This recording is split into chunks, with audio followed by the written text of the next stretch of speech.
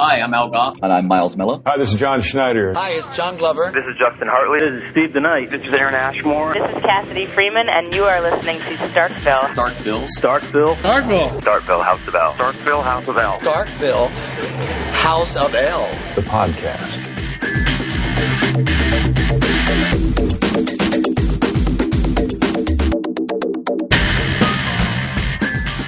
Hey everybody, welcome to Starkville's House of L. This is our episode for the Smallville Season 2 episodes, Red and Nocturne. I'm Derek. I'm Steve. Hi, Steve. Hi, Derek. I need to make sure that I'm recording. Oh, I am. That'd be smart.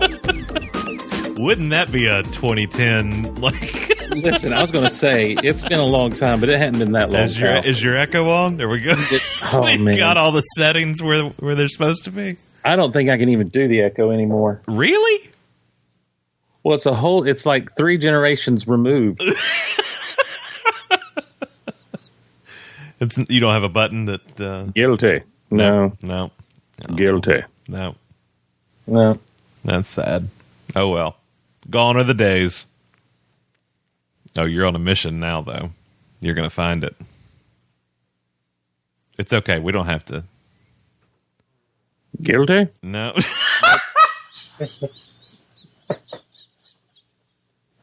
Okay, now I'm imagining a fourth elder that's like just kind of goes along with everybody else. Guilty? Are you guys sure? Oh, everyone? Guilty. Why not? Guilty. He's the Peter Fonda, like he's the holdout, the 12 Angry Men holdout. Hey, Jor-El says the place is going to blow up. What should we do with him? Guilty? Guilty? No. Jor-El is just we're going to talk to him. It'll be fine. Don't worry about it. Guilty. We'll throw him in. I tell you, Krypton is merely shifting its orbit. I told you to never make Tom an elder. Well, he's so old. That's the problem. That's it. He doesn't know where he is anymore. Guilty. He's not even facing the screen. It's just the back of his head. This thing. We're doing this bit because we really don't want to talk about either one of these episodes. No, I want to talk about Red. Yeah. Nocturne, I forgot. I mean, I watched it. Hey, Bull is in it. And I think that's one of the few times where the B plot is way more interesting than the A plot. What's the B plot in Nocturne? Lionel hiring Martha, and more of the Lex Lionel kind of, this whole string of him being a thorn in Lex's side while being moved in and blind. Yeah, that's right. They all run together. Red is like, that's where, but see, in Red, he's like, no, Dad, I'm going to have my office my way. Yeah. Yeah.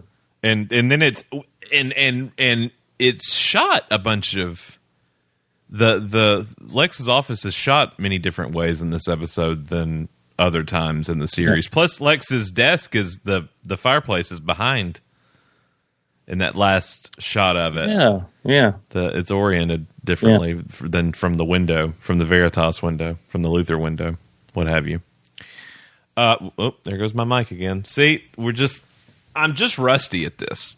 Is maybe you need some WD-40. Guilty?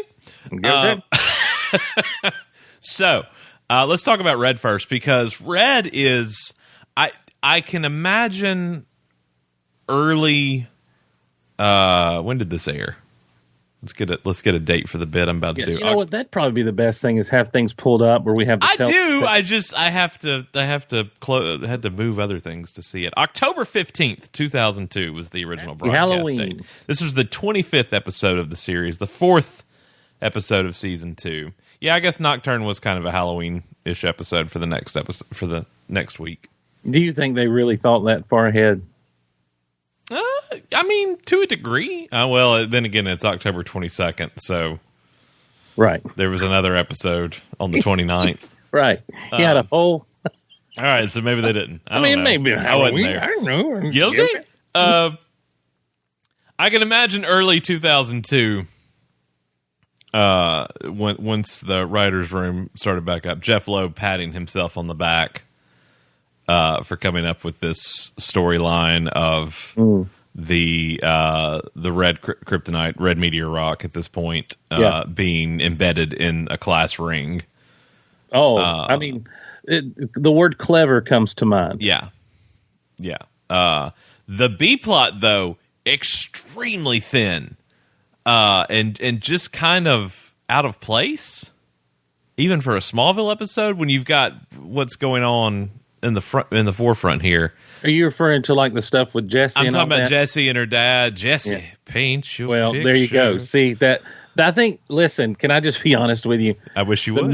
The minute I remembered, as they said, the girl's name was Jesse, I'm like, well, that's it. This whole episode will be nothing but Jesse, here's my class ring, and it kind of makes me bad. by now you should know better. Oh, what a great song. What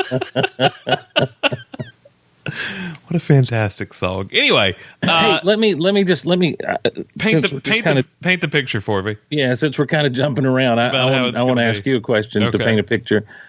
You know, Red Clark, as he's come to be known when he's in this state, is one of people's favorites. Like they always, I guess because he plays it so obviously he plays it so differently and everything. But how do you feel about Red K. Clark?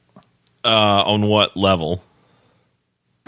I mean, it's obviously a well they went back to a lot. Yeah. In the course of the series, just as like the way Tom plays him, or what? Just the characterization of him in general. Like it seems to me like people would always get excited about episodes where Clark is on Red K, and I know that after that season 3 premiere, it didn't happen a whole lot, but people just seemed to love it, and I never cared for it. Well, we went back to the well. I don't mean to keep using that terminology. We went back to the welling. Waka waka. Too fast with it. Did you just waka waka? I did. I waka waka myself. You need to waka waka yourself every once in a while, Steve. That's true. They went back to it too quickly in this season. Well, they went to Parasite. When Parasite? There's that, isn't it called Parasite, where they get bit by the worm in the cave? Yeah. Or it burrows into their head or something. Is that Parasite? And Pete's like, for you, green means stop, but red means go. And he and Chloe are making out in the back seat. It's not Parasite. That's Rush. Thank you. Okay. Yeah. And then it happens again at the end of the season. Is there another time that it happens? In the series? In this season. In this season, no. Okay. No. But we do get it 3 times in this season. And then in season 3, there's not one in season 4. Season 5, I don't think so. Season 6, yes. I don't remember him in season 6 on Yeah, that he crashes Lex and Lana's engagement party and tells everybody Lana's pregnant. Oh Lord! And Lois is under influence as well. Is she? Yeah. But that's when she was hooking up with Oliver. Spoiler alert! Spoiler everybody. alert! We'll get there. Yeah. Or technically, we already went there. Should we? That's a question for off mic. But should we just plow through and redo everything that she's already done? I have no idea. We'll worry about that later. Remember, she's got the tattoo on her chest, the Clark and Lois Forever. Oh yeah, tattoo. That's when we find out she loves Whitesnake. That's right. And Monster Truck. The Monster Truck rallies maybe season 8. I don't know. Season 6 may be the last. Okay. Time. I know that once we get into the later seasons, we get into blue kryptonite and gold kryptonite, silver, gem kryptonite. There was a bunch. Gem kryptonite. Yeah, Sage. You know Gem kryptonite. Now, did Gem kryptonite? He works down at the Wells Fargo. Okay. Yeah. Heck of a dude. Heck of a guy. Go see Gem kryptonite for all your things you need. Come on down to Gem Kryptonite Ford Lincoln for. Hey, Let me put you in the car of your dreams. Wait, I forgot. Okay, so season 4, Alicia doses him with red kryptonite. That's why they run off and get married. And that's why they go off and get married. Yeah. It's all weird and stuff. Why was Lois under the influence? It was makeup or lipstick or something. She gets like red kryptonite lipstick. I think it's lipstick. I think you're right. I think you're right. And then I think that's... Why did... the chicken cross the road? Yes. I remember Clark being on the Space Needle with Zod. And isn't he under the influence of red kryptonite then? The Space Needle? In Seattle? They went to Seattle? Well, no. I mean, yes, but no. Was it meant to be Washington, or was it meant to be Metropolis? This would be season 9. Mm-hmm.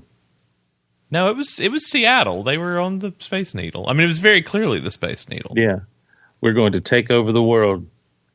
Maybe he was just like, I don't remember him being on Red K at that point. Well, he had decided to team up with Zod, so yeah, they were. But there was also Metallo got a red kryptonite heart, so that may have had something to do with it. It must have been Upgrade. It must have been the other Brian Austin Green episode. All right, that sounds right. I seem to remember. So anyway, it gets used a lot, basically. Well, I mean, in the course of 200 episodes, I guess 5 or 6 really isn't that much. Yeah. But now they didn't want a Kara on Red K episode. That would have been a fun one. It was. Thank you. I very much enjoyed my pitch for it as well. Well, I ask because it's not something I ever really care for. I like, even in this episode, even in the first instance of it. I think one time is enough for me. I don't need it again and again. Now, granted, it gives us some really awesome moments, like in the season 3 premiere and everything, with him and Jonathan fighting and all that good stuff. But Exile in Phoenix is a great Exodus/Exile/Phoenix is a great. But every other time, it's almost like. I'll tell you why I like those uses, and you can't have those uses without setting it up, at least here. Mm-hmm. But here and in Rush, what we see, and I guess it's just because he's a teenager, but you just kind of see him do some of the stupidest stuff on Red Kryptonite. Oh, absolutely. And then there's something about, in this episode particularly, how he plays it. Now there is one moment I adore in this episode, Red, and that's when he's got all the stuff from Crazy Eddie's. Yeah. And they go and open all night. Open all night. I love the delivery of that line. What is there a commentary for this episode? I can't remember, or something, but I remember him and Michael talking about his line delivery at the bar is very Jim Carrey. Anybody else? Yeah. Is very Jim Carrey. I don't think he was on that commentary. I think it was Michael and Kristen. And that commentary became a whole thing of how Jesse's dad looks like Bill Bixby. I don't remember that. That's definitely one I've not revisited in some time. Like Rosen, I just remember that because, of course, it's Bill Bixby and The Incredible Hulk. It's one of the greatest television shows of all time. Yes. The views of Steve Glosson. The views of Steve Glosson do not necessarily reflect the host of all of the Starkville House of L team, but they should. I couldn't say the last time I've watched an Incredible Hulk episode when I was a kid. Have I got a treat for you? Amazon.com. I've seen them. Not all of them. I have too. But I've got the Blu-ray set over here. I love it. I'm sure you do. I'm familiar. I mean, more than anything for the sad walking away music. But yes. Well, here's the thing. Okay. And you know what? The Hulk can play into this a little bit. You have 90 seconds on your clock. Okay, because people love Red K. Clark, and it's the same reason I think that like people are drawn to the Gray Hulk and to like black suited Spider-Man and everything, and it's because they're a little bit darker, they're a little bit grittier, they're a little bit they're edgier, they're going to bend the rules a little bit more. And I don't care for that in my superheroes. I'm very white meat baby face kind of, superhero kind of guy. So I like for Clark to be good boy all the time. I hate evil Superman. Right. That is a trope that I despise. Right. Unless it's Superman 3. Yeah. And what are you looking at? Sit on what? Molded. You like the Super Bowl, don't you? What are y'all looking at? Huh? It's going to be one of those episodes where we just quote Superman 3 the whole time, isn't it? It took one episode, and now we're... You always wanted to fly, Kent. Now's your chance. I despise evil Superman. I despise the overuse of evil Superman, because I feel like it just became the go-to thing. Yep. In so many... I mean, it was the way Snyder was going... Well, the whole Injustice video game thing that launched a whole killing one and the Joker, Superman killing Lois. Yeah, was the most dastardly thing I could possibly think of, making him think he was fighting Doomsday on Scarecrow gas, right? On fear toxin. Superman and Lois did it like out of the gate in season 1. Did they? Well, they did. John Henry was from an Earth where the new Superman was evil, yeah. and killed Lois again. Something else recently has been evil Superman, and I can't remember what it was. But it's a hole that's gone too much. When you said Superman and Lois, were you thinking Lois and Clark? I was. Oh. Well, I was. I'm okay. like, I don't remember him ever being bad Superman and Lois and Clark. Okay. My mind would go there too, probably. Yeah. So yeah, it's not something I thoroughly enjoy. But I don't really count this as evil. Well, they've always gone out of their way to say that this doesn't make Clark evil. It just kind of takes the brakes off. Yeah. Like his inhibitions are... Right. Eventually, they make it almost like drugs. Yeah. Like Clark's on drugs. Drugs? Yeah. Kryptonite's a hell of a joke. When I was dating my wife, I followed that. She lived in a little apartment complex and everything. And one night she called me up. She's like, "Steve, I smell marijuana." So she's freaking out about it because she's a teetotaler, goody two shoes. And so she's like, am I going to get high off of this? Yes. Too late. I said, well, paranoia is a side effect. Nice. Good job. But she's like, Steve, there are people in my apartment complex doing drugs. Drugs? And so that's kind of one of those things that have come about. Drugs. I mean, Rush very much treated it like a drug. Yeah. Even more so than this one. I don't know.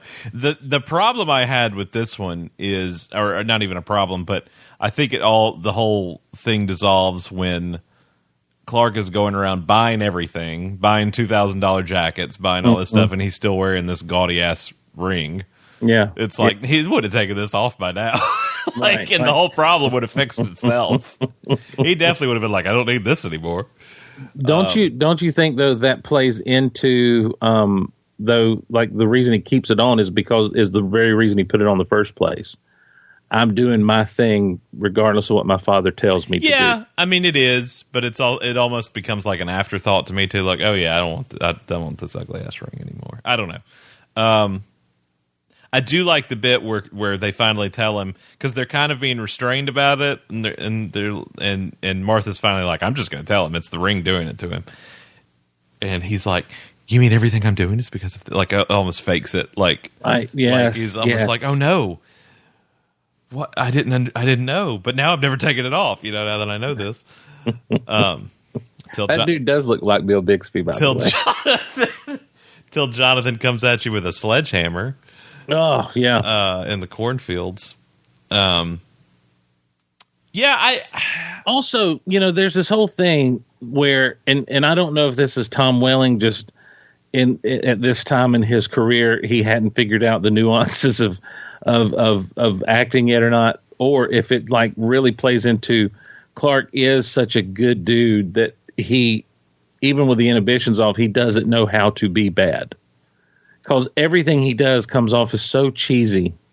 It's comical. I mean, it's also comical because up to this point, we've watched 24 episodes of this straight-laced. Right, worry wart. And to see him kind of break out of that shell a little bit and be a jerk of a teenager is kind of funny. I don't know that it's cheesy. I think some of it may come off as campy, but listen, overall... I've got it kind of rolling right here, and when he pulls up on that motorcycle to pick Jesse up, he looks like a total nerd, man. Like, he doesn't look like he belongs on a motorcycle at all. He's having a hard time fitting in. And I like how Pete likes some of it. Oh, he's on board with it up until I think Jonathan gets slammed into that truck. Yeah. So Jonathan gets to him. Which do we count that as a wreck? I don't know. When at what point? When he hurls Jonathan into the truck. Yeah, I don't think you count that as a wreck. I mean, you wrecked Jonathan. The doors dented in. Yeah. Well, that's damage, but we can't call it a wreck. Like, he didn't wreck the truck. No. You can get that out with a plunger. Wreck got to him. A lot of red in this episode. Jesse's wearing a red dress in the bar. The bar, I think, is even red. I think the lights are red. Clark borrows Lex's red Ferrari. Mm-hmm. Whole lot of red going on. Kind of hitting you over the head with it almost. The stuff with Lex and Clark is fun because, it's that whole thing of like, well, surely this will let Lex in on... Like, it's another thing to kind of put Lex off, what's going on with Clark. Yeah. Absolutely. I love, and still love to this day, the Vane effect kryptonite.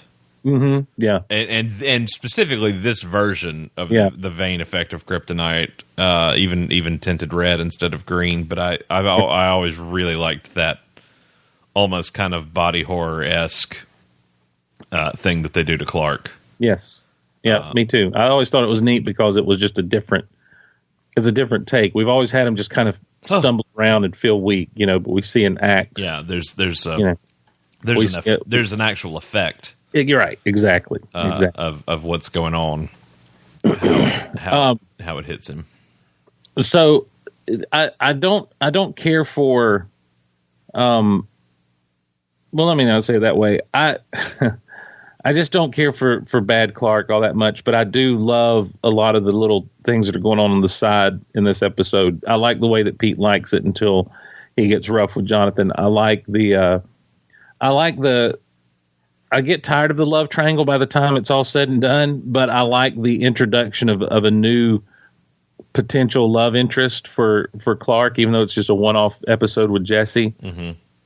And the fact that that both Lana and Chloe don't really know what to do with this situation at all. It's a whole new dynamic thrown in on that little thing that's been going on now for 25 episodes. And so it's just a good shake up to that whole relationship dynamic with those three. Yeah. A whole lot of interaction with Lana in this one. And is this their second kiss after, Nicodemus? Did she kiss him in Nicodemus? I think they kissed in. Yeah, this would only be the second because he hadn't had that chance. So two kisses in, and they're both influenced by other aspects. Right, one or the other. Yeah, for sure.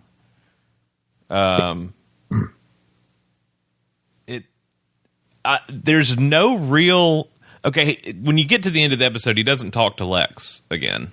After he's normal again. There's no real... there's no resolution to any of that. I thought at first, I was watching the running time, and I was like, it's just going to end with him talking to his parents, and there wasn't even a talk with Lana. But then I forgot the helicopter shot with the horse and all that. I totally... excuse me, him with the flowers, and I'm here. It took me a while. That had just dissipated from my memory, but that came back to me. He remembers what went on while he's under the influence of red kryptonite. Yeah, you kind of get the feeling at first in the cornfield that he doesn't, because he's almost like confused. But yes, after the discussion with Martha and Jonathan, are they being too hard on him? at the end of this episode with the kitchen or the dinner table there. They're not even really engaging him, or Jonathan's not for the most part. He's standing off to the side, and he's trying to apologize, and Jonathan's a little dismissive of the apology. I mean, he's just kind of like, yeah, I mean, I get it, and it's fine, but you still have all of those feelings, like they all. I don't think it's so much that he's being hard on Clark. I think it's his own insecurities about the situation coming out, because Jonathan has had this thing about him. It's one of the good things about the whole Superman mythos that I always liked when you get to delve into Jonathan Kent's psyche a little bit, where we get to see that he really doesn't know how to deal with raising this individual with these powers, these abilities, and these complications that come from it. And though the priority is keep him safe, keep him hidden, there's also the raise him right, raise him well. And I think Jonathan runs into this situation where he's like, had I not been able to swing with such precision on that ring, right, he'd still be out there running around. What could I do to him? Like I had to pull green kryptonite out on my kid, and I think that he's just like, and inside of him, he has these feelings of, I'm not his real dad. And Jonathan loves the kid. Jonathan loves and so to hear that hurts. And I think that's just Jonathan dealing with that. I don't think his intent is to be hard on Clark. I think he's being hard on himself. That's fair. Lana, on the other hand. Yeah. I mean, I don't know. I don't know that. I mean, yeah, he was a jerk in this episode. Let's be clear. There's no way that he wasn't. I don't know that they are far enough along in their won't they for her to have the reaction that she has at the end of the episode. Is that fair? Especially when you binge it. You're a few episodes into season 2. She just broke up with Whitney. Right. And are we even sure of that at this point? Because I don't think we really hear her actually say. We're not, because they cut her off, and I think that wasn't actually revealed until one of the comic books. I don't think it's actually fully revealed until Whitney comes back, quote, as Tina Greer. Tina Greer comes back. Yeah, you may be right. You're probably right. And so, on screen. So yeah, that is the thing, is I think that, and that's one of the, and I guess too, Derek, that's one of the things that kind of blow my mind looking back on this show again as a 46-year-old dude now, just how quickly they were able to get you invested in that Lana Clark thing, to the point that there were people who were, I mean, one of the big things, negative things really, that spun out of the whole Smallville fandom was the shipping thing. No. Yeah. And well, that. I'm just saying this for the benefit of the listeners. Because if you weren't there, like if this is like, I don't know, maybe this is the first time you've really listened to anyone break down Smallville. Maybe you weren't living it back in 2002 with the message boards and all that stuff. I don't think anybody just stumbled upon us now and is like, let's listen to what these two guys have to say on episode 192. If you are watching through if you're new to Smallville, email us. What's that email? If you're just joining us, it's mail@smallvillepodcast.com. Mail@smallvillepodcast.com. You email us and you let us know. Sure. Or comment on our socials. But anyhow, but the thing is, it's like, to me, it's amazing to watch this and be like, I don't buy into this type of, I'm like you. I think she really overreacted. I think the will they won't they is not there yet. It shouldn't be at this point. Once Whitney's completely out of the picture, and you've had a few more interactions with Clark and Lana free from that burden. Yeah, I think for sure. It's kind of incredible looking back. I mean, we did this 20 plus episodes a season, which in today's mindset is unreal, right? To even think about. Yep. Doing that on even network television most of the time now, it's 13 episodes because you've got so much other programming that to fill up the time, or you did before a strike. And maybe when the studios pay their writers and actors fairly, we'll get back to that. But anyway, that's neither here nor there. But it is kind of mind-boggling looking back. Not only did we do this 20-plus episodes a season, how long did they drag these two out for? Yeah, I mean, literally till the 8th season. Well, yeah, you had that little brief moment in season 5 at the beginning of season 5 where they're finally together. They're finally together, and then I say finally for the sake of me having to sit through this. Right. I'm not a Klana person. Well, I'm not either. I wasn't either because I know where it's all going. You know, this is just a stop along the journey. I don't mean to refer to her as that. That's not. I'm referring to their relationship as a stop along the journey, not Lana. I love Lana. But I get tired of. I love Lamp. It got so frustrated, and I don't think even knowing at the time how frustrating it was. When I go back and watch now, I'm like, good grief! Again, you're 46, I'm 38, but That was a lot. Yeah. A lot. Well, and that's the other thing. Like, I was thinking about this going through these episodes, season 2, I still had no friends who were watching Smallville that I knew of. I'm going to cut that out just to the no friends part, but go ahead. That's fine. Okay. I still had no friends. And I'm going to make you say what I want you to say. And there was a kid who had been in my youth group that had gone off to college and did not have the WB on their cable package at their college. So they asked me, could you record Smallville? And when I'm home on the weekends, I'll pick up the tape and I'll bring you back. And so I had 2 videotapes that were episodes of Smallville where they were out of order because, like, you record one, they bring it back, you record the other, every other week. And so I'm just sitting there. It's in my office at the church, and one of the guy who was doing the music at the church was there. And I said, you know what, take this home, watch it. You may like it. Because we had talked about Superman. We'd done all kinds of stuff. And I said, if you like it, cool. If you don't, that's fine. I said, but it'll give you something to do. Well, next thing I know, I'm out with he and his wife and their little girl, and we're sitting at the table, and they're asking me to walk through the history of Smallville up to this point in season 2 with them. And thus began a whole thing where we would get together and watch the show, and it became kind of appointment television. But this is like in the summer between season 2 and season 3 when that finally happens. Mm-hmm.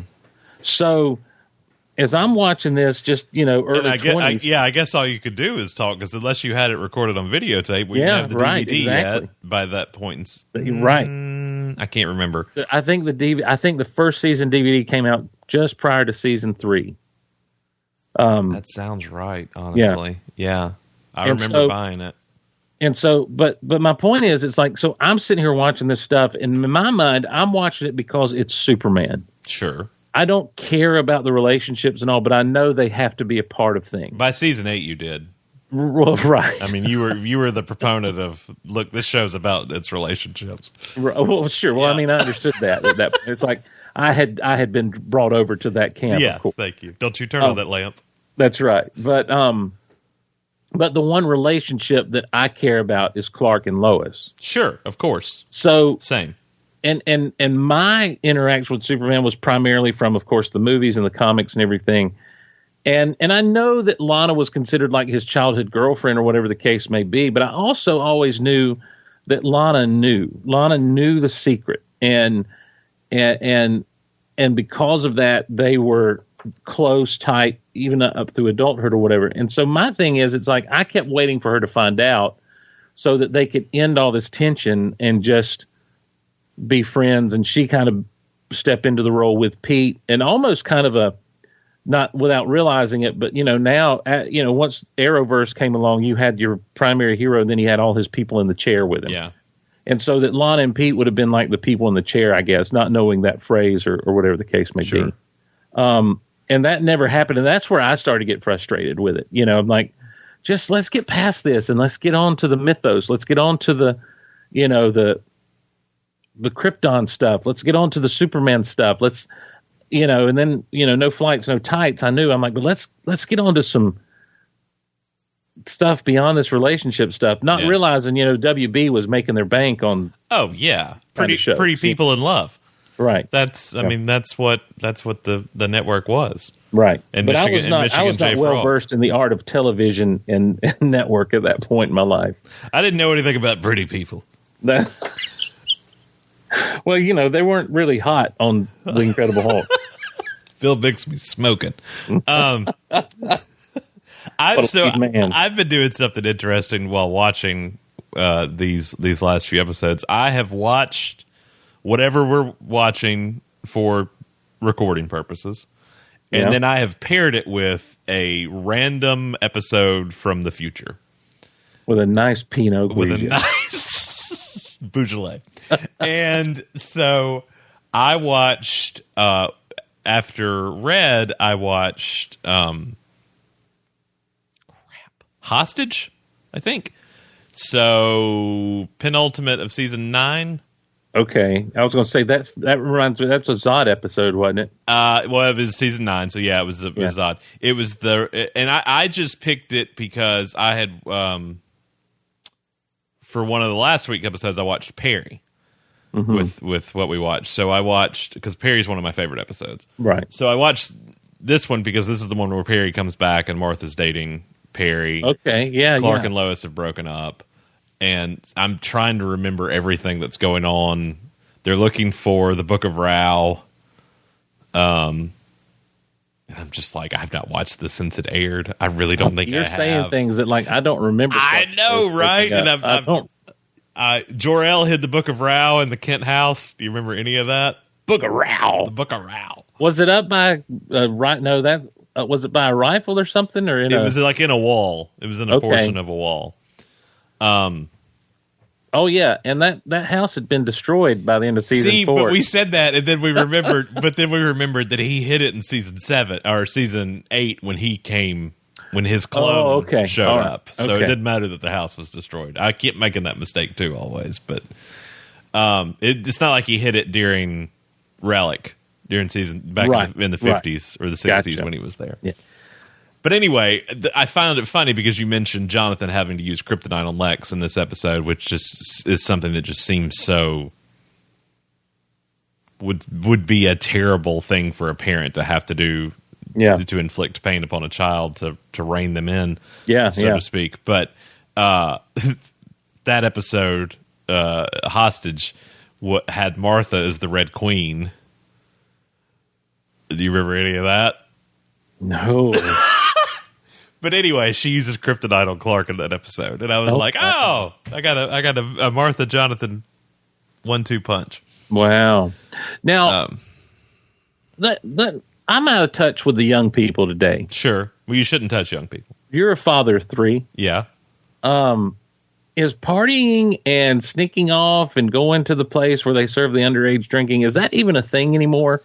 Because most of the kids I run into, my kids are 3. So not frequently. They don't try to sneak out of the house and go. Can I tell you this? Should I say this on the air? I don't know. Wesley has been asked to homecoming. She's not old enough to be at a homecoming. She's in junior high, Steve. Shut your mouth, Derek. That's a You don't like, I don't. Yeah, that's not right, is it? So yeah. Wait a minute. What year is it right now? In the year of our Lord, 2023. 2023. When did Smallville end? When were you at my house? 2011? 2011. And you didn't bring her because she'd just been born. She was a month and a half old. Yeah. Ish. Yeah. Right. Sure. Hey, honey, I know we've got a month-old child. I'm going to Hazelhurst, Georgia. In the middle of nowhere, and my phone's not going to work for days. There's one place out in the country where I'll be able to get service. But I don't know that we're going out there very often. But we've got to film Steve reenacting the opening scene, or the sad walking away scene from The Incredible Hulk. And my phone will spring to life, but it's going to be Sunday by that point. Wow, so she's 12. Yeah, about to be 13. Shut up, man. That's terrible. Yeah. I don't like that at all. I mean, I go back and look at the air date on some of these episodes, and I'm like, I feel my bones move when I start. Well, this was 21 years ago. This episode, yeah, almost to the date. I mean, we're right in that time frame. We said if my math is correct, that's over 2 decades. Yeah, that's what they tell me. Wow. According to the Gregorian calendar. What are we doing? Let's go outside. Touch some grass, nerd. What are we doing? Is there something more highbrow we could no. in? True Detective. So in the pilot episode of The Incredible Hulk, there's this great moment where... Said highbrow, not... Oh, sorry. Yeah, sorry. No, so... It kind of amazes me you've not done House of L, but for The Incredible Hulk. Well, I have a Patreon exclusive episode for the Geek Out Loud listeners that is lifting up the car, and it's myself and another guy talking about the pilot episode of The Incredible Hulk. Mm-hmm. And I want to do kind of a House of L style show for The Incredible Hulk, to be honest with you. I would venture a guess, even in the multitude of podcasts that are out there, there's not an Incredible Hulk rewatch. I don't know that there is, but here's the thing. You could corner the market. Yeah, I've got 50,000 ideas in my head. It's just the time to pull them all to fruition, But no, I really don't know. Like, I feel like if Clark were on Red K in 2023, he'd just turn to cyberbullying. It's all crypto and cyberbullying, right? Yeah, like there'd be some nasty texts, and they'd have the receipts, of course. Well, Clark, why'd you say this? He'd be canceled real quick. Yeah. No, I mean, kids are still sneaking out, going to bars. That's a thing. Okay. That's a legitimate concern for a parent. Yeah. Not so much with the 3-year-olds. But you better watch them. Almost 4-year-olds. Well, you better watch them for sure then. Yeah. That's when they get nuts. Anything else on Red? I mean, the whole plot with the corrupt cop and everything, you almost think, Yeah, it's just like so much exposition of what is going on with the B plot comes out so late in the episode. Oh, yeah, yeah. That you're just like, what? Oh, discs? Where did that come from? Like, what? Yeah. What's a disc? Yeah.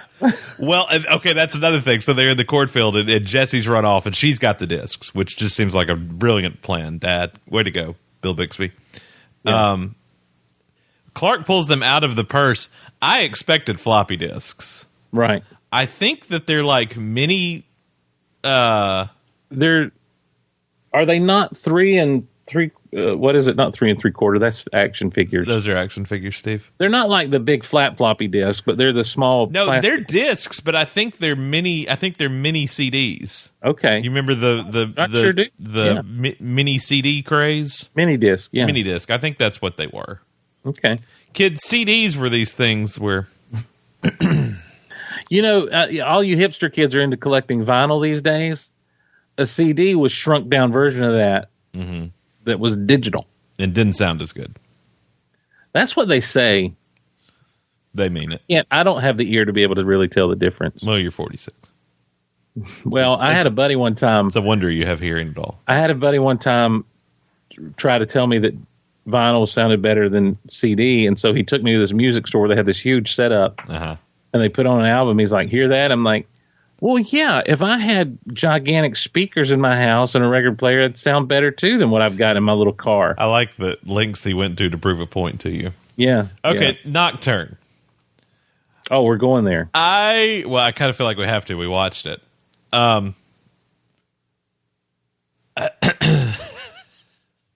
I watched this episode. I forgot. So I have the whole series on digital because I bought the Blu-ray. Yeah. Surprise, surprise. They actually finally released the whole series in Blu-ray. And it was like that yet. It was a Prime Day or Thanksgiving, Black Friday, something. I don't know, but it was down to like $80 for the Blu-ray. And I was like, I'll get it. Because that was like $100 off. Even though I'm double dipping Blu-rays at that point. But you couldn't get it the individual. Seasons 1 through 5 were never released on Blu-ray. Right.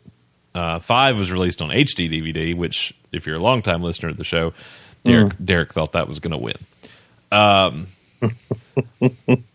And I have season 5 on HD DVD still. But anyway, with the Blu-ray set, you get a digital code for the whole series, which to me that's almost more than what I wanted, because I can just turn on my Apple TV and pull up any episode at any given time, and then I don't have to watch Hulu's horrible bastardized versions that they have. But anyway, I digress. With Apple TV, you could watch things faster, playback speed. I watched this at 2 times speed. Funniest episode I've ever seen in my life. I laughed my tail off throughout this episode. It was fantastic. Had there been a laugh track, this would have won Emmys. What a horrible episode. The first episode written by Brian and Kelly, who would later become the showrunners. So if that gives you any indication there. Just a awful episode. Had this been in season 1, it would have fit much better. Yeah, if you maybe right after like a 1-2 punch with Reaper, is very much where this falls into play. Reaper's another one I always forget about. That's the guy that turns people to dust. That's right. That's right. How does he go all day without touching himself? I don't know, but when he finally does, he's done for. Another great classic shoe bit. What's Lana doing at the cemetery at night? Why night? Night? She's actually Batman. Okay. We'd find out later in the series that Lana Lang is Batman. It looks better. I don't know. No, I mean, I understand, kid could only be out at night, and that's kind of the thing that's going on. But Josh Groban Jr., I guess, is what we'll call him. But JGJ. JGJ, yeah. But, dude, a cemetery is no place to hang out by yourself at night. No. I don't like people riding horses on graves. To me, that's disrespectful. Well, I was always brought up, don't walk on a grave. And then you go to these funerals where, because I'm officiating them, and they're like, just right out this way, sir. And I'm like, you don't have markers like we had in South Georgia. I don't know where to walk now. You got to mow on the grave. And so I almost kind of skip, Well, I don't think you're supposed to do that in the cemetery. People are like, what are you doing? You're the preacher. I'm like, well. What if you fell down the hole? I'm just trying to obey my mother. Oh, well. But yeah, I don't like that. To me, that's the beginning premise that really shakes this thing loose for me. It's like, I don't know, either Lana is more messed up than we think she is based on all that she's been through. Yes. Or she just got guts, man, because I'm not going out. Oh, I love a cemetery at night. I'm a grown man, and I'm not going in the cemetery by myself at night. I love a cemetery at night. Especially not one that seems to be so closed off as that one does. It's fine. Don't worry about it. It's not fine, Derek. It's surrounded by trees and bushes like it's just a... I tell you, we'll talk about everything but this episode. So we couldn't find... Or did we find it and didn't go? We couldn't find the cemetery with the angel where from the pilot. Yeah. Where Lana's parents are buried. I always assumed that was a set. It may have been. Yeah. I know Robin and I looked at it.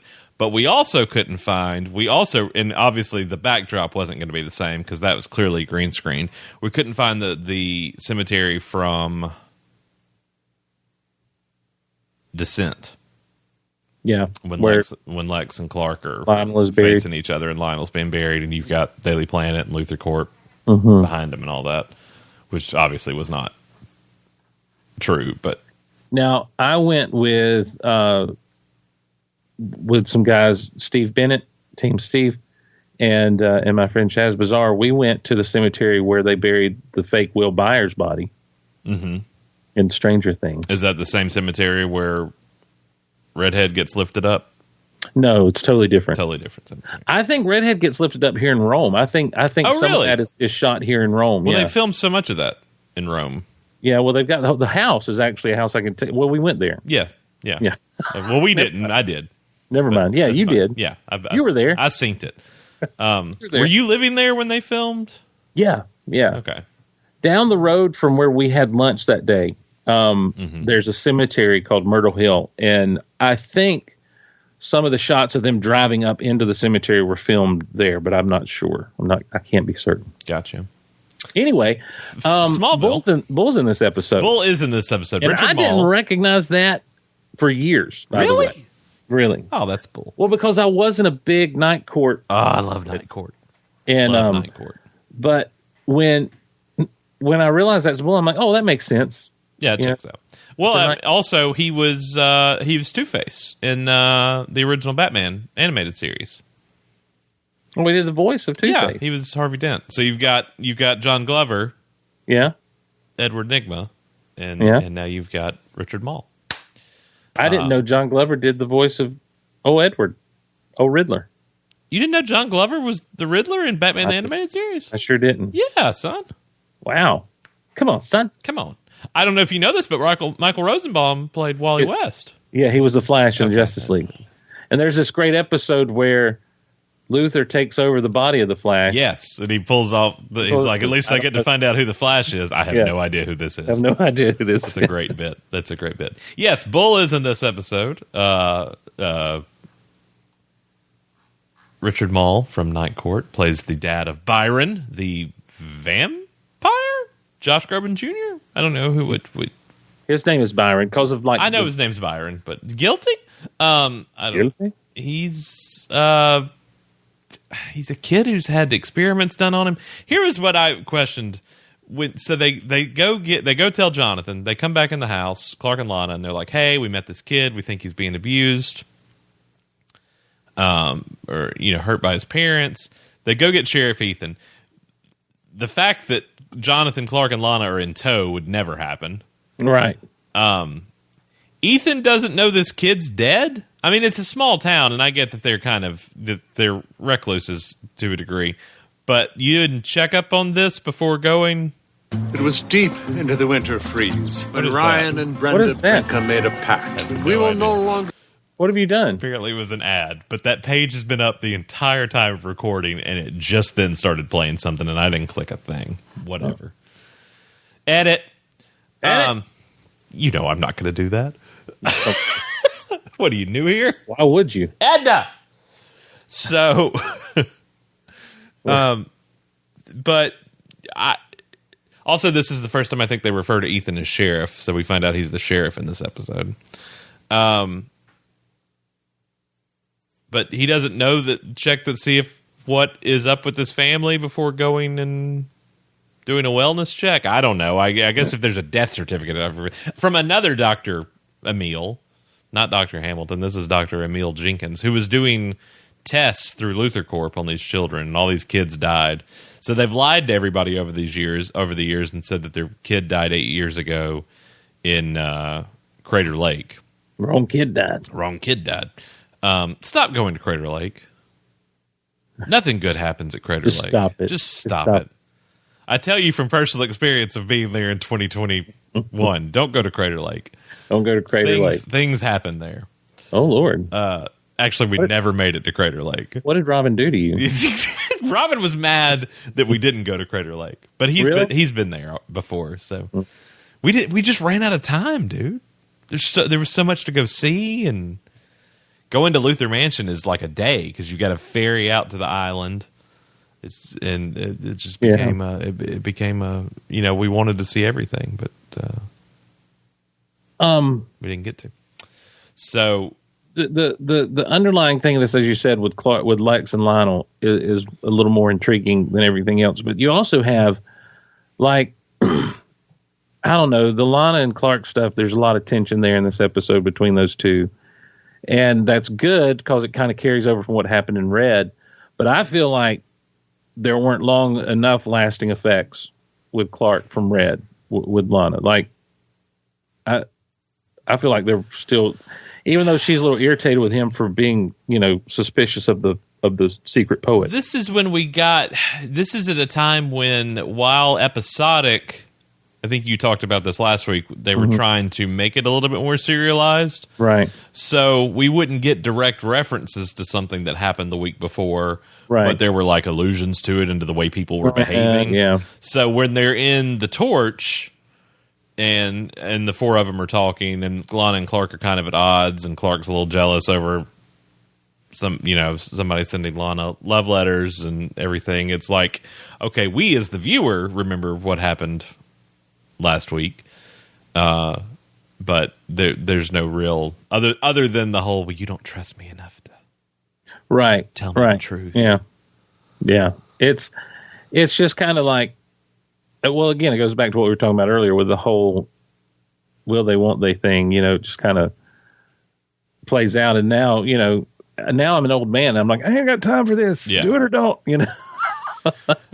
Hey, Exactly. you stupid kids. I was gonna give props to this episode for it being the first ever instance of the blue shirt, red jacket. Is that true? I thought it was, but upon looking back, it was actually Vortex was the first. Yeah, I thought so. So can't even give it that. Can't even give it that. There is an L on the window in the office. There is an L, but no Veritas. No Veritas. Other vehicles get smashed up in this episode, but not the Kent family truck. Pete gets thrown through a windshield. Pete killed a guy with a trident. I love, especially watching it at 2 times speed. Let me tell you, fantastic. So, but that shot, that stunt of Clark getting thrown 100 feet is wild. Stunt guy hooked up to a crane. I remember this being discussed and being swung out so far, showing off this guy's strength in the daylight, which also kind of mirrors Clark in a way because obviously his abilities come from the sun. Right. Watching it 2 times speed, though, that happens, and then he immediately turns around at Pete, and Pete's like, I'm out. Old Red Blue over there can take that. I can't. Hey! And he just gets tossed into the windshield of that Ford Pinto or whatever it was. Like, honestly, as a concept, I guess it's pretty cool. Like, there's things to play with. I think all the trappings they put around it, kids, not only is he, not only does he have this transformation that takes place in the sunlight, but he's also this, he goes beyond emo. Like, he's full on, like, I don't know, beyond emo. He's full on beyond emo. And I think that it makes him a little too weird, like the reverse vampire thing he's got going on and all. You just don't like poetry. Well, I do like poetry. Oh, okay. Recite me. No, I'm just kidding. Recite me. Derek Russell. No, you don't make up your own. Full of muscle. What? Well, no, that's not right at all. I forgot how warm thee are. I forgot how warm thou art. Thou art. It also just kind of gets resolved extremely quickly. Here's something I found funny. I was reading through notes and trivia for the episode. So the helicopter is actually CGI. Oh, really? Which is kind of amazing when you think back at 2002, and then I look at like what Marvel does. I look at the last episode of Secret Invasion, and I'm like, wow. That arm was CGI. That arm was. Might as well have a puppet arm. That was terrible. Would have looked better. I got distracted. They were the guy playing Byron. They gave him a bar of like a helicopter, the railing to hold on to for shots, but apparently he screwed up the shots. So with the close up is actually CGI hands. Wow. Holding on to the helicopter. Huh. Well, here, I can just read it as long as vamp for me, Steve. As long as you can get there and find it. Yeah, that's what I was going for. Yeah. He also, like, let's talk. I mean, the dude's got calligraphy skills. You know, he can write. I mean, he can make wax stamps. He's doing great. Entity FX ran into a snag when it came time to create the image of Byron grabbing hold of Luthor Corp's helicopter. They did not want to cheat the audience by using a cut technique to show Byron holding the copter. Instead, they used CGI to create an entire helicopter. From there, they decided they wanted the helicopter blades to cut up the hedges. You know, when he tilts it down and it starts propelling into the ground. The special effects team tried to track Sean Ferris, that's the actor playing Byron, tried to track his hands as he was holding onto a crossbar that represented the helicopter skid to find a spot where they could make the helicopter roll toward the hedge as he tipped it. But unfortunately, he did not move in a manner that they could use. That means he screwed up. Right. To the layman. So the effects team created a pair of CGI hands on the skid and performed the action they needed with the computer model. Wow. It's pretty impressive on a WB budget from 2002 looking back at it. Exactly. And on such a, like, hey, why can't we do this one shot in this very pivotal episode? We used it on Nocturne. Yeah, remember Nocturne? We used the money on we wanted the blades to cut the hedges. Why do we have an animated Clark driving off on a motorcycle toward Metropolis? We used all the budget. We can't afford motorcycle gas. Nocturne and Redux ate us up for the season. Nocturne and Redux, by the way. What a 1-2 punch. Indeed. But at least you get lineage after Redux. You do. So I really want to, instill say something nice about this episode mentality, not to go all 2023 social media. Bull was in it. That's not really but as it pertains to Smallville, not as it pertains to a guest actor. I guess you get the beginning of this Lionel Martha. Like I said, I don't remember if I said on the episode or where you and I were talking on mic before recording. The B plot way more interesting in Nocturne than the A plot. The whole the Lionel Martha and the Lex Lionel of it all continues to be interesting and far better than the A plot. Well, that was one of the strong points of the show as a whole, is that if there was very seldom did Lex Lionel or really John Glover's Lionel ever fail to impress or to please when he was on screen. Oh, absolutely. You know, he even when you get into some of the weird stuff in season 4, you know, they're when is he good, is he not good, all that good stuff. You know, he best performance of the series. I would say so. I think so. I think now look, you can see Tom Welling really improve. Oh yeah, I mean, that's not to put anybody else's down. And knowing Michael Rosenbaum's personality, I guess bringing in a Shakespearean actor into a very Shakespearean role, just someone who says Genevieve when he says Genevieve. You know, I mean, come on, it doesn't get much better than that. When you're adding just enunciation and extra variables, vowels, and what am I trying to say? I don't know. Syllables. Brian Austin Green had pretty good turn. He was good. He was in 2 episodes. Well, you know, I'm just talking major cast members. I know. I'm just messing around. Yeah, I think so. I mean, I think he's one of the best that was there. Annette O'Toole did a lot of good stuff too. But you know, and Schneider. I mean, Schneider's fantastic. I mean, to me, even looking back, this is still, even after a decade now more of slight resentment, he's still Jonathan Kent to me. Yeah, right. Like when I think of the archetype, you know, you think of Superman, I think of Christopher Reeve. I think of Lois. I think of, you know, whoever. That's when you say Jonathan Kent to me, immediately John Schneider. Schneider is Jonathan Kent is the one that pops up in my head. Absolutely, 100%. I think that I do think that because of situations where, you know, like you say, Lionel and Martha is kind of the standout story of this episode more than anything else.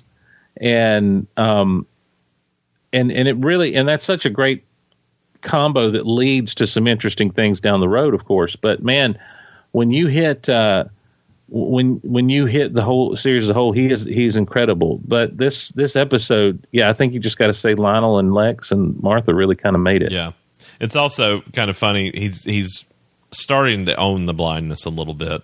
Mm-hmm. But in the previous episode, he's very much the fumbling, even the way he's walking. Yeah. It's almost a little discriminatory to me by people. Oh, yeah, a little insensitive. Just a tad of the way he's walking. I'm like, I think you're overselling it, John. But I also think that that's I think it was a choice in as much as like he had to get like he realizes that this character is going to be getting used to this as time goes on. Do we ever actually find out when his sight returns? He tells Lex in that episode where Lex says how long, and he's like a couple of weeks now. Does he say a couple of weeks? I couldn't remember. But, I mean, I guess the one reason I love this so much, and this one is starts building toward Insurgents, which is still my favorite episode of the series. Right. And I think that it also begs the question of, like, it's fun to kind of see, can he see now? Knowing that he's going to receive his sight. You know? Well, and I love even, there's that moment after the Martha and Jonathan, Martha and Lionel are out of the helicopter, and he's about to shove Byron down the well. He looks over at him, make sure he's like, is he still blind? Yeah, okay. He's still wearing the sunglasses. Oh, we're good. He's still blind. Before shoving Byron down the well. And I watching it 2 times speed, I mean, that's what, 18 minutes? 21 minutes maybe? Yeah, I don't know. Whatever the length of half of whatever the length of the episode is. I had forgotten that was the big action sequence. And I was like, oh, the episode's over. He got him back in the darkness, and that was it. And then there's no real ramification with Byron or the parents or anything. Like, we never go back. He's in the hospital under lights, but that's it. Did they say they're going to be able to fix him? Is that kind of the thing? Yeah, but I mean, even still, it's like, what happened to Bull? Right. Yeah, like where... And he never even shows back up through the second half of the episode. He's in the beginning with dragging him down and shooting him down. Yeah, he tranks him. Yeah, and that's right, because he says next time there'll be real bullets in this gun. And then he's obviously shown reinforcing the basement. And then when Ethan and Jonathan show up, and then you're like, we don't ever see him again. Where does he go? He just leaves. He's like, I'm done with all this. Done. If y'all going to keep letting him out, I've done what I could do with a kid. Oh my gosh. Yeah, 1 star, 0 stars. I don't know. Not a. Yeah, we don't really ever rate him. We just kind of tell That's what you just really. If you asked me for a list of the worst episodes, this one's on it. Yep. Also, creepy Lex flirting with Lana again. Dude, she's 16. Yeah, You're maybe 22. 21, 22. I think he was 7 years older than them. Oh yeah, so it's really awkward because you can tell that they wanted Lex to have a little bit of interest in what's going on, but yeah, and he's so close. Also, I mean, like, his friendship with Clark is kind of creepy. Oh yeah, I mean, it's not Doc Marty creepy, but it's up there. I never thought Doc and Marty were creepy. No, it's not. I'm just kidding. It's not. But I just think it's kind of weird. Like, what is? I mean, at least Clark saved Lex's life. What did Marty do for Doc? How did those two get together? I get it. I get it. So yeah, look. It's not one of the stronger episodes of the show at all. No. And I do think it would have been more. I think I would have received it better had it been in season 1. I almost wish we had done Red as its own episode and then done Nocturne Redux, because I remembered neither. Like, I remember, like, if you had said Byron and give me the general, I would have been like, oh yeah, the vampire kid and in the dark and everything. Well, Redux is, I still need to see your parents. Yeah. I still want to meet your parents, Missy. Yeah. That's sue me. Go ahead. Touch me. I'll sue. Does she kiss people and get their age, get their... She sucks the age out of them. See, all I remember, again, B-plot stronger, all I remember about Redux is Martha's dad. Oh, yeah. And I always forget that part. I just remember George Washington Duke. Yeah. Touch me, I'll sue. Go on. Touch me and I'll sue. Only in America. He was a Clark, wasn't he? Because wasn't that Martha's maiden name? Mr. Clark? Yes. I can't remember. Mm-hmm. Yeah. That's okay. Didn't want to have anything to do with his grandson anyway. Hey, can we discuss something real quick that's really off topic before we go? Why wouldn't we? That's what I'm asking, but I just wanted to ask and make sure it's okay. Guilty? Guilty. Can we talk about the Luther Mansion for a minute? Sure. This mansion, the actual place, yes, has been used so many times. So many times for different things. Is it the X Mansion? Yes, it is the Xavier Mansion. It's the mansion. It's the Belle and the Beast Mansion from Descendants on Disney. No reason Steve should have ever watched that, but I had to a lot during lockdown. Right. Yeah. Belle and whatever the Beast real name is. Let me ask you this then, and this is where we're going to. It's not the Bat Mansion from 89. From 89, no. That's in London. All right, from the Nolan stuff? No. Okay. I forget where that is, but no. The interiors look like a lot of things. They didn't use the interiors for Spider-Man, did they? Not Spider-Man. They did use them for X-Men. Right. Okay. And then, of course, Arrow. I mean, like they have establishing shots. Yes. In Arrow, where it's like, oh, that's the Luther Mansion. Yes. Smallville pilot used the interior and then built the set later. Same thing they did with the barn. They used the actual barn on the farm from the pilot, and then they built their own set. Are those wood walls with the crisscross, crown molding? Are those common in most mansions? Because that seems like that's just a thing. Okay, sure. I'm not rich. I don't know. The scene where John Glover, where Lionel's sitting on the bench with the paper and Martha comes up. Mm-hmm. That is not the mansion. That's in a park somewhere. I don't know where that is. Yeah. But that's not the mansion. And that looks similar to the same area where the helicopter and this must be why. I forget, because there's a helicopter lands, and that's in the same area where Lionel was sitting on the park bench. That building behind them looks very similar to, and I only remember this from watching this episode 1,000 times, when Lex puts too many L names in this show, when Lex puts Lana on the helicopter in season 4. At the end of season 4. Commencement, yes. Yeah. I think this is the exact same spot.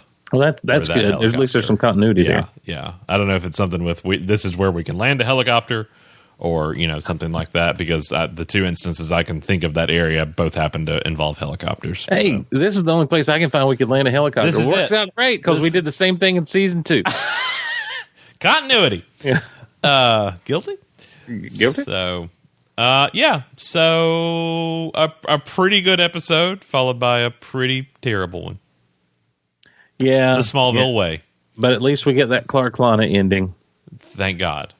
Yeah, because we don't get any of those in Smallville ever.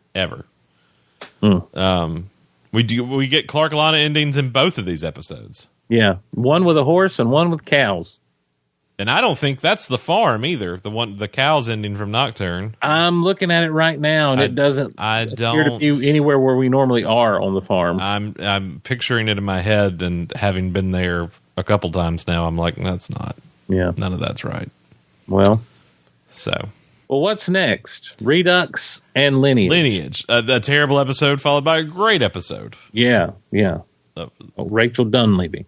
And then, do we find out about Clark's adoption in Lineage? Is that what we found out? Yes, all the flashbacks to Lionel and Lex being in the truck with them that day, and Clark and Lex's first meeting as kids. Acceptable retconning. I think so, for sure. More acceptable than that Doomsday crap. More acceptable than, hey, he hitched a ride on your ship and he was here all along. And honestly, I'm looking ahead I got some more retconning for you. I'll tell you in just a second. I'm looking ahead, and really, there's a pretty good line of episodes. There's none that are as bad as Lineage and Redux. I'm not Lineage and Redux. That's a real 1-2 punch of bad taste episodes. Nocturne and Redux, yeah. After that, there's nothing that's really that bad until you get to maybe Precipice. And even that's not terrible. It's just forgettable. Yeah. Yeah, because you got Ryan, Dichotic. I never was a big Skinwalkers fan, but you do get the caves there. Right. Visage, Whitney coming back. Insurgents, best episode of the series, hands down. No room for debate. Suspect is a fun one because of the mystery aspect. Yeah, it's like Rogue from season 1. Rush is more of the same with Heat. Red, excuse me. Prodigal's a nothing burger. Prodigal is a nothing burger. It's interesting. What they set up could be interesting, but they never, ever revisit it. Yeah, they don't. Fever's a fantastic episode. Fever's wonderful, followed by Rosetta, which is, of course, creme de la creme. And then after that, like I say, Visitor would be all right, except it follows Rosetta. I don't even really remember Visitor. That's that weird kid that thought he was an alien. Oh yeah, it's like, dude, we've already had Ryan. You're just you're just getting on my nerves now. Right. Is Precipice the one where Clark hurts the kid? Yeah, it's the one where they're going to sue Clark. Yeah. I do remember that now. Well. Yeah. Some to look forward to, some to suffer through. Right. Yet again. It happens. And thus continues the legacy of Shu. Yeah. Some to look forward to. Same. Some to suffer through. Same but different. Steve said it earlier, mail at smallvillepodcast.com and the socials at Shu Smallville on Twitter. X Twitter. I refuse to call it that. I think it's stupid. Yeah, it is. And at Starkville House of L on Instagram, I believe that's correct. I think Tim made a TikTok. I don't know anything about all that, but I can't remember what the handle on that is right now. Starkville House of L. So yeah, be back again with another one to suffer through, for you to suffer through. You, the listener. Yeah. Hey, we love it. Yeah, you're suffering. You're.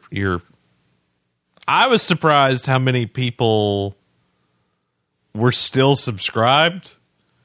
That like sent me text or whatever. It was like, I got to do Shu in my feed today. Hey, is this real? What's that about? Is this real? So apparently some of you still subscribed. Good for you. Yeah, I know that there were some folks. There were some familiar names who had liked certain posts and that sort of thing. So Cherokee marching on the trail of tears. Just trying to understand that goes back to 2008. Wow, Dragon Con. That's 15 years ago, Steve. Yeah. Yep. It's 15 years ago that you took me through a Wendy's drive-through. Greetings, citizen. With the inside of the interior door falling off. That's right. Hello, citizen. Hello, citizen. And made me laugh so hard I had to get out of the car. Oh, fun times. So, all right.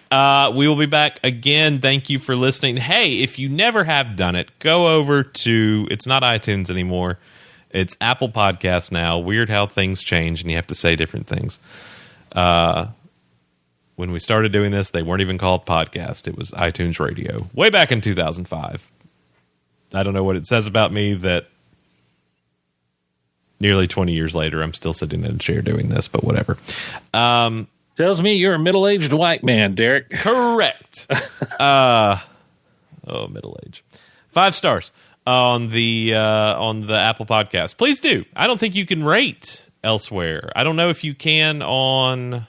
I don't think you. I guess probably you can on Google if you're listening through. Who listens through podcasts through Google though? I have people that listen to Geek Out Loud that way. Are we on Spotify?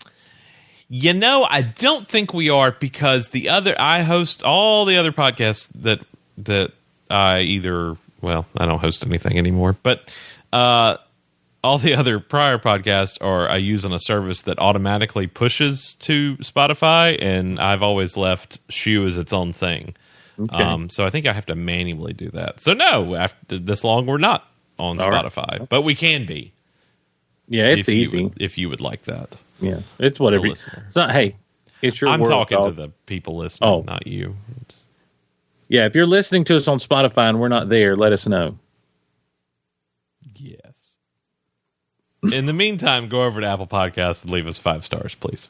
5 stars. 4 stars is fine. You can leave a 4-star. Anything less than that, email it first, and then we'll work it out together, and then you can leave us a why would you take the time to leave anything less than a 4-star review? People, man. You must really hate me. Yes, they do. Guilty? Guilty. I can't do it the same way. That's the first time you did it. Guilty? Guilty? Guilty? Cue the music. We'll see you next time.